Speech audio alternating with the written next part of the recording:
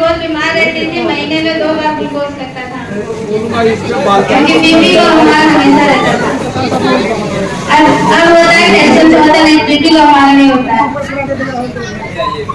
जब मैं आश्रम में आई 2 महीने तो लगभग थोड़ा थोड़ा आराम हुआ, लेकिन तीसरे महीने मेरा जो वजन था और बीपी की बीमारी थी 20% से ज्यादा खत्म हो चुकी थी। 1 साल जाकर हमारा 80% बीमारियां खत्म हो चुकी थी। अब तो बिल्कुल परफेक्ट रहती हूँ, कोई दिक्कत नहीं रहता। आश्रम में आने के कारण होता है, मेरा कारण ये था कि मेरे हस्बैंड बीमार रहते थे, उनका सर दर्द हमेशा होता था। इतना दर्द होता था कि सोमवार को जब इनको काम पे जाना होता था उसके पहले बहुत बीमार पड़ते थे, क्योंकि टेंशन होती। हफ्ते में 1 ही दिन तो टाइम मिलता है जो एंजॉय करते हैं, लोग घूमते टहलते हैं, आराम से सो पाते हैं, लेकिन उसके दूसरे दिन काम पे जाना होता है। तो बाबू का जो टेंशन होता है ना, जो डांटता फटकारता है, तो घर में जो डांट फटकार पड़ती है, सोने के टेंशन इनको इतना हो जाता था, बीमार बहुत हो जाते थे। कई बार तो 2-2 बजे में लेके भागना पड़ता था, ऐसे लगता था कि अब बचेंगे तब बचेंगे।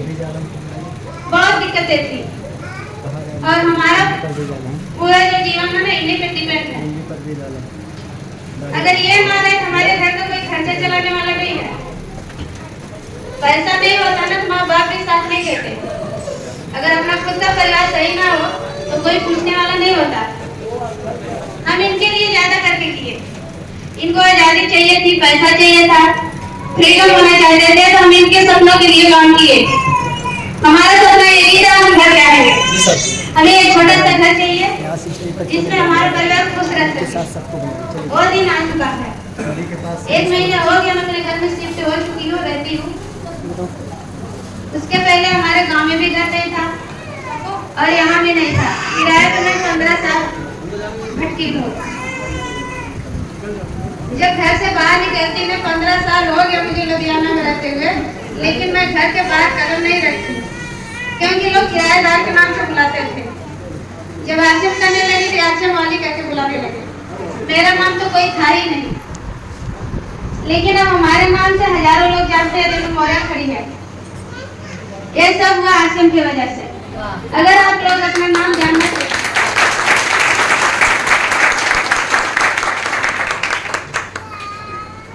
आपको अपना जान पहचान चाहिए, नाम चाहिए, पैसा चाहिए, मान सम्मान चाहिए, तो आश्रम में आप सभी का स्वागत है।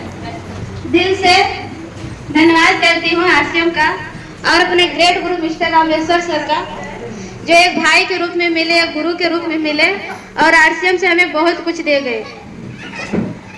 अपने तो रॉयल्टी गए ही, लेकिन हमको भी रॉयल्टी तक पहुंचाए। रॉयल्टी एक ऐसी इनकम होती है जब तक जीते तो मिलती है, लेकिन मरने के बाद भी मिलती है। हम रहे या ना रहे, लेकिन हमारे बच्चों को कभी किसी के आगे हाथ फैलाने की जरूरत नहीं होगी। रॉयल्टी इनकम हमें आश्रम ने दिया। धन्यवाद करती हूँ टीसी सर का, जो उन्होंने एक ऐसा सिस्टम बनाया हम महिलाओं का, जिनका मायका नहीं होता था, खुल के बात नहीं कर पाती थी। हम लोग इस सिस्टम में जूम में आते 1 बजे खुल के बातें करते हैं। हमें क्या तकलीफ, हमारी स्टोरी बनती है, जो लाखों लोग देखते हैं, हजारों लोग ज्वाइन होते हैं उस जूम मीटिंग में, लोग पहचान होती है। आजकल तो लोग गलियों में लोगों की पहचान नहीं है, एक दूसरे का कोई नहीं जानता, लेकिन वहाँ हजारों में हमें जानते हैं। ये है आरसीएम का पावर। आरसीएम कुछ करना नहीं होता है, जो आप लोग कर रहे हैं वही करना है, सिर्फ एक सिस्टम बदलना है।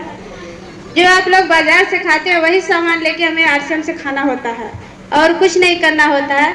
अगर खाने से हमें 56,000 रुपये आता है, क्या गलत है क्या?